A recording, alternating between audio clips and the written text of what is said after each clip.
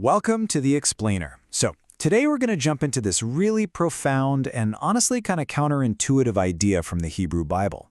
The idea is this: true blessing, it doesn't start with what you see or what you do. It all begins with how you listen. So right at the start of this section in Deuteronomy, we get this kind of strange condition.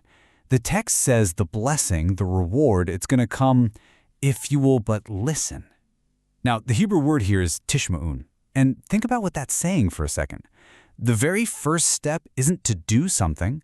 It's not even to believe something. It's just to listen.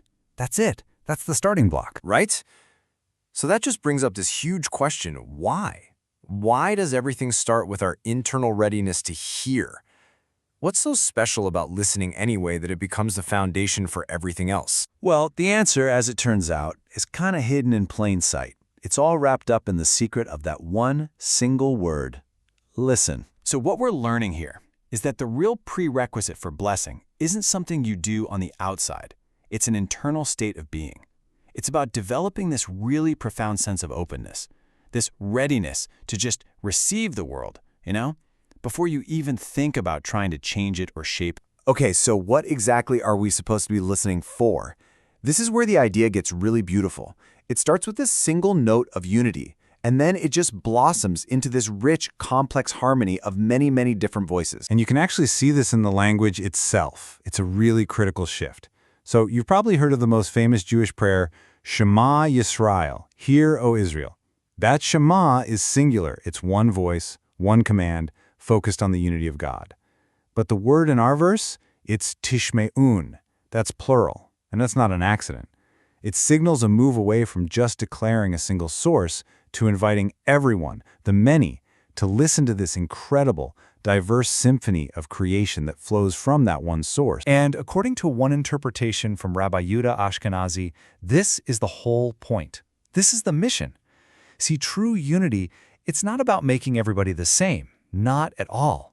It's the ability to take all these different voices, these different values, different cultures, and weave them together into one single coherent whole, but, and this is the key part, without erasing what makes each of them unique. There's this fantastic metaphor to help us get it. Just picture a beautiful bouquet of flowers. What makes it so stunning? It's not that all the flowers are identical, right? No, it's the opposite. It's the contrast, the different colors, the different shapes, the different smells all coming together. The harmony is created by all that uniqueness. And that, right there, is the goal. To unite all of humanity, but to do it in a way that actually preserves and celebrates what makes each culture, each person, unique. Okay, so if we're supposed to hear this incredibly complex symphony, what are the ideal listening conditions? What kind of environment do you need? Well, the answer comes from this really fascinating contrast between two totally different places. All right, let's look at this. On one hand, you've got Egypt.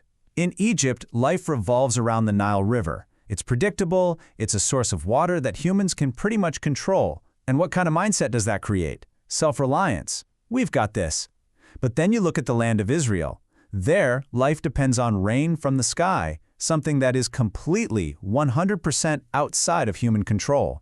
And that fosters a totally different mindset, humility, and even dependence. Now, we tend to think of dependence as a weakness, but here, it's not. It's actually more like a built-in educational system. Think about it. Because your survival isn't guaranteed by your own efforts, you're forced to stay open. You have to constantly be looking up, listening, waiting for that blessing that comes from somewhere beyond yourself. And that focus on being receptive is exactly why hearing is so important here. I mean, think about the difference between seeing and hearing.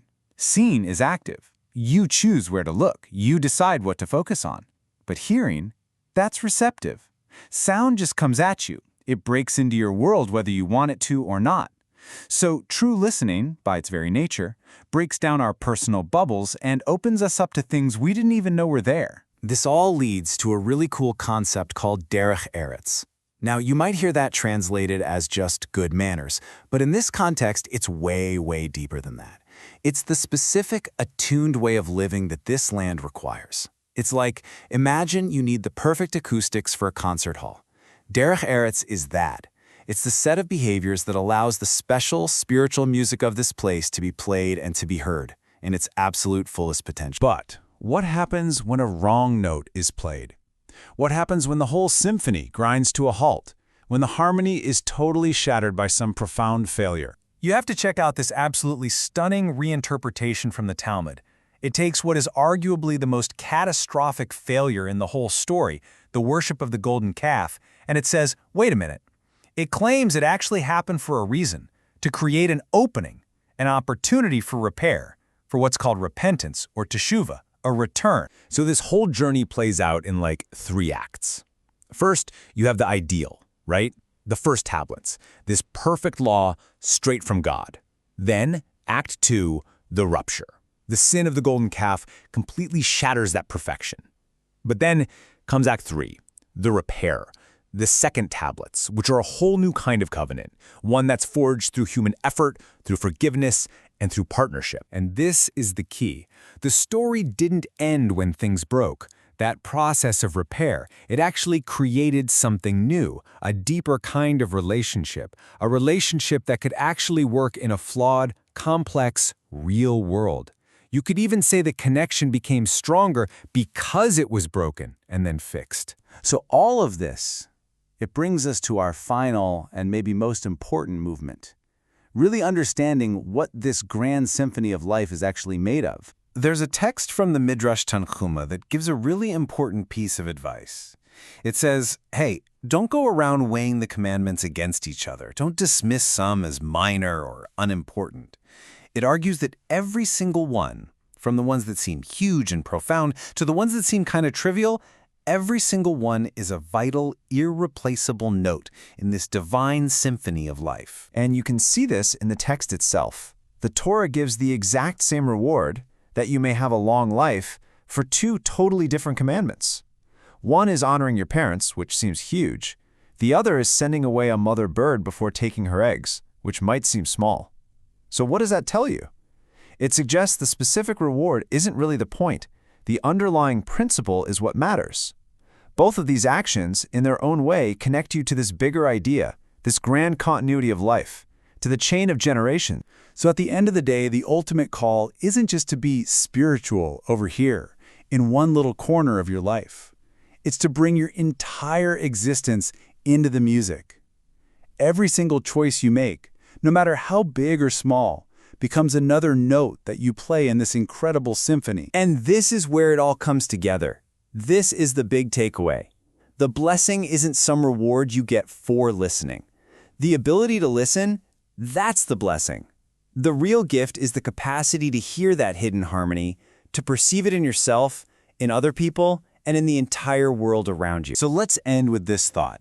If all of life, all its complexity, its beauty, and yeah, even its brokenness, if all of that is a potential symphony, then what music is playing for you right now? What's happening just beneath the noise of your day-to-day, just waiting for you to stop, tune in, and really listen?